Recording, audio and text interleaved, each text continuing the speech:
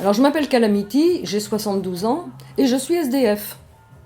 Pas parce que je l'ai choisi, bien évidemment. Mais c'est parce qu'avec la loi E20, là, qui met tout le monde dehors, je ne sais pas pourquoi ce politique a pris cette décision d'ailleurs, hein, on voit bien qu'il n'a jamais été dans la rue celui-là. Il devrait venir y faire un tour.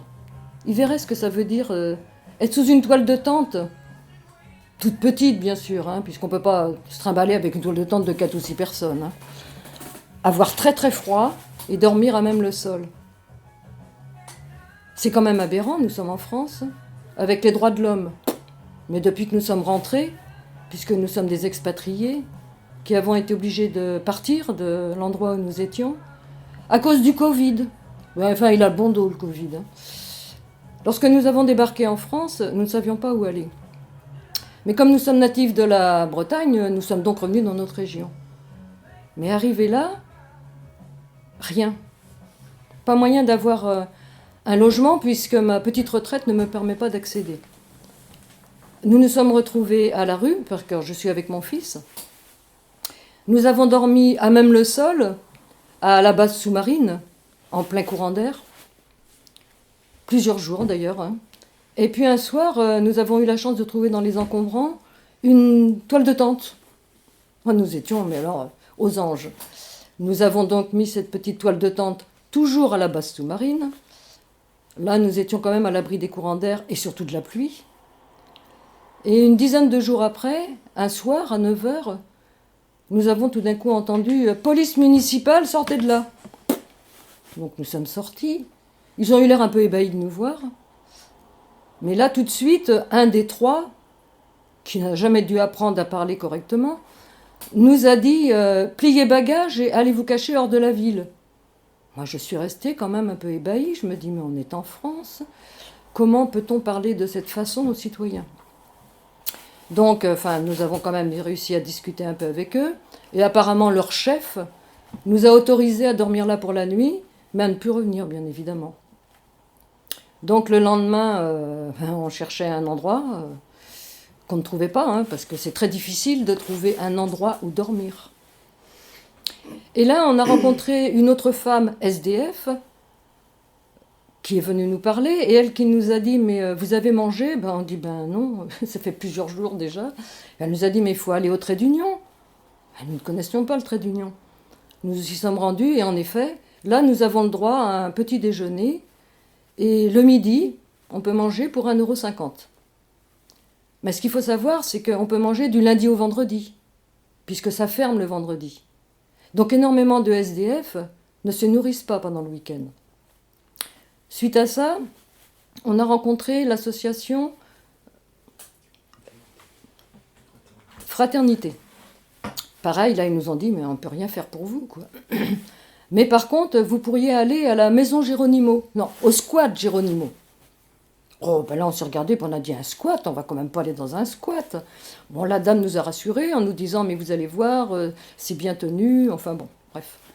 Bon. Nous sommes repartis de là en se disant, bon non, on va quand même pas aller là. Et comme tous les soirs, pour avoir un peu chaud, nous nous sommes réfugiés à la gare. Mais là, vers les 10 h, on a senti qu'il fallait partir parce que nous étions quand même un peu menacés. Pas par les gens de la gare, hein, par d'autres SDF. Parce qu'il faut savoir qu'entre SDF, souvent, ils sont là pour piller ce que les autres ont. Donc nous sommes partis de là, il pleuvait à torrent. Mais comme il nous restait un tout petit peu de sous, nous avons pris une chambre d'hôtel. Mais après, nous n'avions plus rien, bien sûr. Donc le lendemain, par dépit, on s'est dit, on va quand même aller voir Géronimo. Et lorsque nous sommes arrivés là-bas, nous avons été reçus à bras ouverts. La première fois. Hein. Pour la première fois, pardon. On nous a donné une chambre. Ensuite, on nous a offert un café. Et là, on nous a expliqué un peu comment ça se passait. C'est donc une communauté, bref. Merci à Géronimo de nous avoir reçus, parce que nous y sommes restés pendant 2 mois. Nous étions à l'abri, bien sûr. Il faisait très froid, parce que naturellement, on n'avait ni eau ni électricité. Et là, avec l'humidité, même les murs, l'eau coulait le long des murs. Pour descendre les étages, il fallait faire attention, tellement les marches étaient trempées. Mais là, c'est pas grave, ça ne nous dérangeait pas. Nous avons rencontré à Géronimo des très jeunes. qui étaient là, mais désespérés. Les parents les avaient un peu abandonnés, même carrément abandonnés. Nous avons rencontré des femmes qui sont venues se mettre à l'abri, femmes battues, enfin pour plein de choses. Nous avons rencontré des gens un peu plus âgés. Et puis nous, qui avons débarqué là, ben naturellement j'étais la plus âgée. Je les remercie parce que tout le monde a vraiment pris soin de moi. J'étais un peu comme leur grand-mère, hein, même si j'en ai pas l'air. Et ici, on trouve une écoute, on trouve du réconfort, on trouve à manger, on trouve des gens qui sont là pour nous remonter le moral quand on ne l'a plus. Et on apprend à rire, chose que nous n'avions plus. Nous passons beaucoup de temps à parler. Par contre, lorsque nous avons appris qu'au palais de justice, je ne sais pas pourquoi on appelle ça un palais de justice, parce que c'est vraiment un tribunal, quand nous avons appris que la juge avait pris la décision d'expulser Geronimo, moi, sincèrement, je n'ai pas compris. Mais qu'est-ce que c'est que cette France qui n'a plus aucun droit? Et pourquoi ce ministre-là, je ne sais plus comment il s'appelle, là, Hervin ou Evin, a pris cette décision d'évacuer tous les squats? Il n'a jamais dormi dehors, lui? Moi, j'aimerais bien qu'il vienne un petit peu avec nous, là. Parce qu'on ferait pareil, hein. On lui donnerait même pas la toile de tente. On le laisserait tel qu'il est, et il irait dormir dans la rue.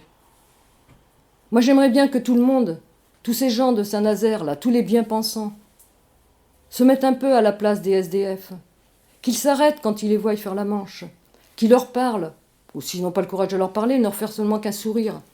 Et mettez-leur une pièce, même si c'est 5 centimes, et vous verrez leur sourire sur leur visage. Ils en ont besoin pour aller acheter à manger. Maintenant, chacun peut faire ce qu'il veut.